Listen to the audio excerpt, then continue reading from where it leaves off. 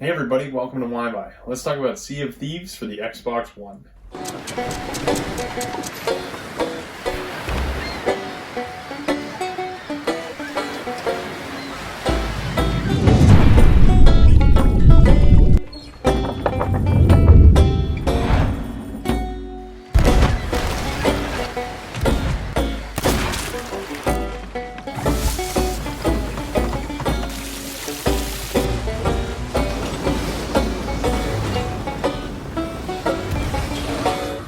So I first heard about Sea of Thieves back in 2017, and it just looked like a really cool concept for a game. It's an open world, online only pirate game where you sail the seas and collect treasure. I started playing when it was released in March of 2018, and it really didn't grab me. The thing you need to know about the game is that you can play solo, but it's so much more fun when playing with others. So that was the toughest part at launch about the game. So skip ahead to, a few years later, I saw that a new update was coming out for the game, and I thought, what better time to play it than now? So I went to my Xbox, went to the game hub for Sea of Thieves, and there's a multiplayer tab there. And right there they have a list, a huge list of players. So there's always somebody out there to play with that wants to take the game seriously. So the basis of the game is pretty simple. You have a boat, which is your hub, that you and your crewmates inhabit and travel to different islands. Now there's 3 different types of boats that you can choose from in Sea of Thieves. There's a sloop, which is meant for 2 people, the brigantine, which is meant for 3, and then the galleon, which is the biggest ship, which is meant for 4. You pick up quests at the outpost. There's 3 main factions, which is the gold hoarders, the Order of the Souls, and the merchants. And you do different quests for each of these groups. The sailing mechanics in Sea of Thieves is really what makes the game stand out. Once those sails are lowered, you just start going. The best way to maximize the speed of the ship is to see which way the wind is blowing and angle your sails in that direction. Once you have it right, the sails will actually bow out and you'll pick up just a mass amount of speed. And they've also added a bunch of random events in the world. So you can run into skeleton ships, megalodons,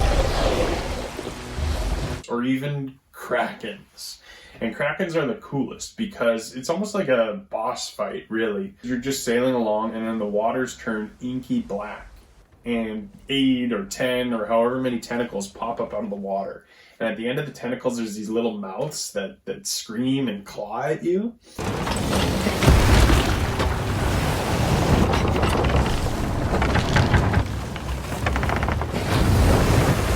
When the Kraken has you in its grip, it actually squeezes the hull of your boat.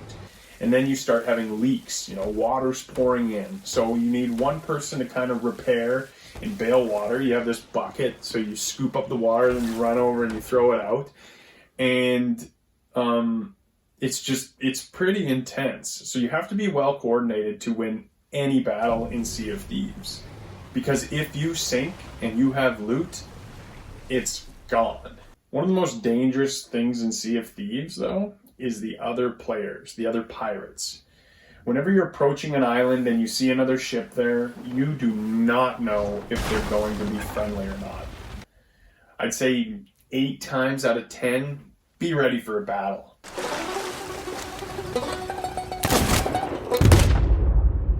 So it's important to gather loot and sell it because you get gold and doubloons, and you can use those to purchase cosmetic upgrades. All players are balanced.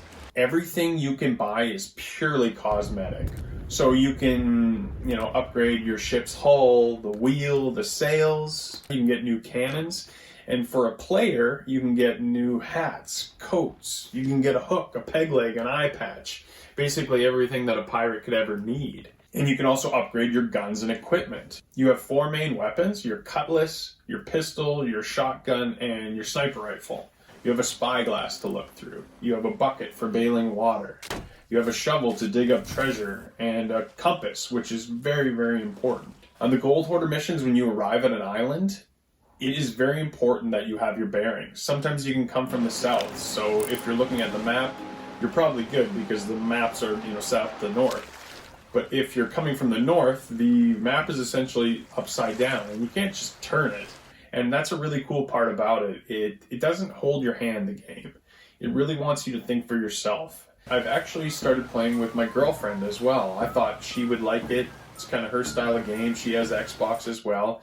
And we get online and we sail the seas, and her playstyle is a lot different than mine. She likes the calmer things, going fishing and collecting and reading all the journals, whereas I like to shoot skeletons and collect gold and all that. One thing that you don't notice from the onset is just how graphically amazing the game is. Your characters specifically and all the NPCs have kind of a cartoonish feeling, but as you get into the game, you know, the islands are all beautiful. And when you're out on the sea, whether it's nighttime when you see the stars and the northern lights, or during the daytime when the sun is reflecting off the waves, it just all looks really good. The waves, especially the water, just looks fantastic. One of my favorite things about Sea of Thieves has to be the community of people that play the game. Ever since I found out these forums or the tabs on the Xbox where people are looking for crews, it's changed the game completely for me. So credit to the community for making Sea of Thieves what it is. It's just a really great, fun game, and you can make it what you want. You can relax and go fishing, or you can chase other boats down and try and sink them and steal their loot. It's what you want it to be. If you thought this video was helpful, please like and subscribe, show your support, and thanks for watching.